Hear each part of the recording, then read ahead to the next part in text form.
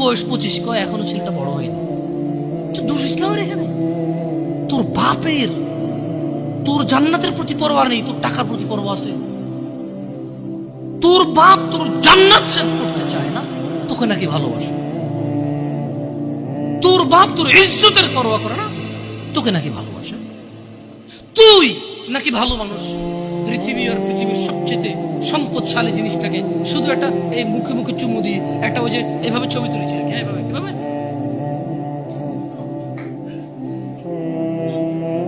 এরপরে ফোল্ডার বানায়, folder lock করে রাখছে যাতে কেউ না জানে।